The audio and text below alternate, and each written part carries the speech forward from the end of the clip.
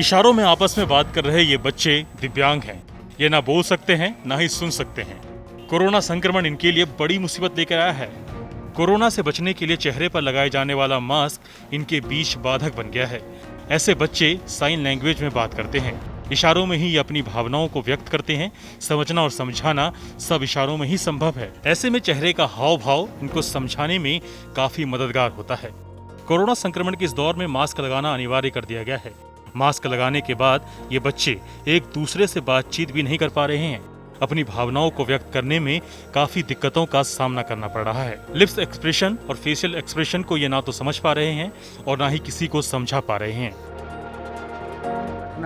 ये मास्क लगाना सबसे बड़ी इनकी कठिनाई हो गई है, क्योंकि ये कोई भी शिक्षा हो, चाहे आपस में बातचीतें हो, मास्क से बात करनी हो, अपने परिवार वालों से बात करनी हो, तो बिना मास्क के ये इंटरेक्ट नहीं कर पाते हैं। मजबूरी है। हमारे बच्चे कोरोना वायरस को एक बीमारी के रूप में जानते हैं, ज़रूर हैं कि वो फैलने वाली है, इसलिए मास्क लगाना ज़रूरी है।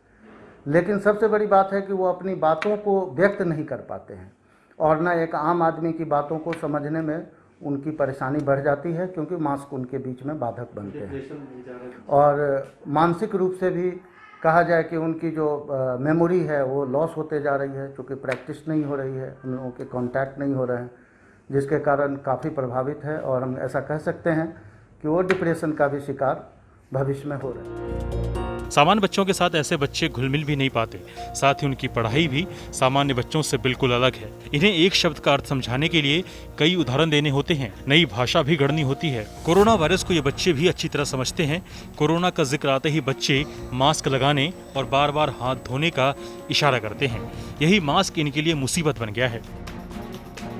लॉकडाउन की वजह से इन बच्चों को तो खास तौर से बहुत सारी दिक्कतें आ रही है। एक दूसरे से बात नहीं कर पाते। ये लोग घर में भी अगल बगल किसी से बात नहीं कर पाते हैं। ये लोग अपने इसी फील्ड से बात करना चाहते हैं और वो चाहते हैं कि हम अपने स्कूल जाएं और अपने दोस्तों के बीच मिल के बात करें, क्योंकि इनका साइन लैंग्वेज है। ये लोग चाहते हैं कि हम और आम लोग भी नहीं इनसे बात करना चाहते। ये लोग फेशियल एक्सप्रेशन से बात करना चाहते हैं। उसमें ये मास्क इन लोग को बहुत ही ज़्यादा दिक्कत होती है। अनलॉक 1 में भी स्कूल बंद है। क्षितिज मूक बधिर स्कूल के प्राचार्य ने जब इन बच्चों को कॉपी किताब बांटने के लिए स्कूल बुलाया तो उनको बच्चों की समस्या पता चली। उन्होंने कहा, खेल कूद पूरी तरह से बंद होने से बच्चे डिप्रेशन का शिकार हो गए हैं।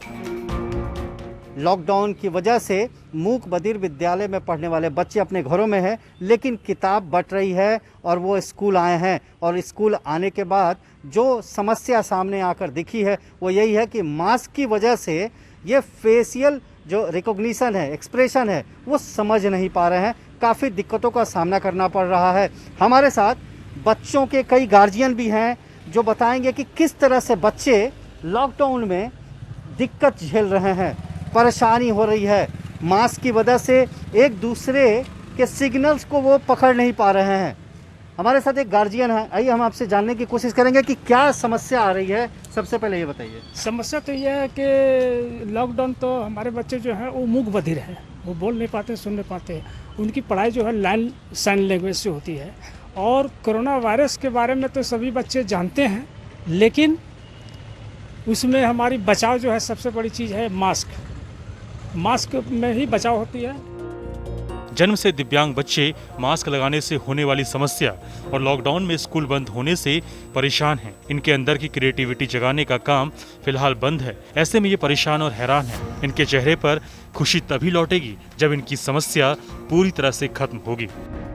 रांची से मृत्युंजय श्रीवास्तव, बिहार तक।